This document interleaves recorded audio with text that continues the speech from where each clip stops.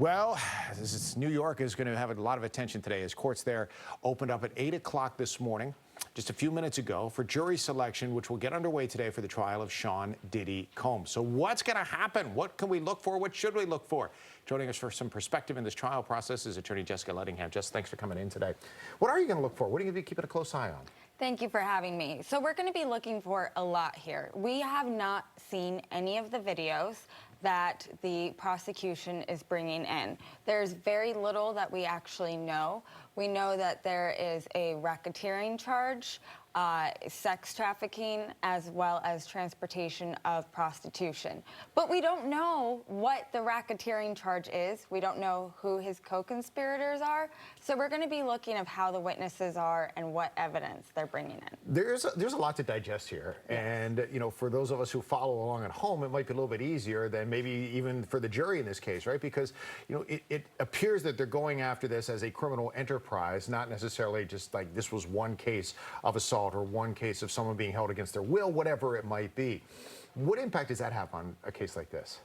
So, as you said, they're going for RICO, which is racketeering, and they're trying to say that he has had a criminal enterprise for over 20 years, and that he's created this huge scheme to have these prostitutions ring, essentially, and is really coercing a lot of people. This is going to be very confusing for the jury because it is a lot for them to keep track of. It'll be interesting to see how they're trying to show this criminal enterprise and how they do not lose the jurors' attention. And we don't know who all the players are in this. What impact might that have? I think it's actually good for both the prosecution and the defense because they're trying to not let the public, the media, know. There's a lot of attention on this, and your goal as an attorney for both sides is to try to make sure that the jurors aren't biased. So in this case, when we look at big picture here, Diddy did not take a plea in this case. You know, he potentially could have worked to get some kind of a deal, wanted to take this thing to trial to see it through. What do you think about anything that, first of all, what do you think might happen in this case, just based on what we know now? Anything could come out, obviously, in testimony, but based on what we know now, what do you think could happen? And second of all, is that a good decision to take this to trial if you're Diddy?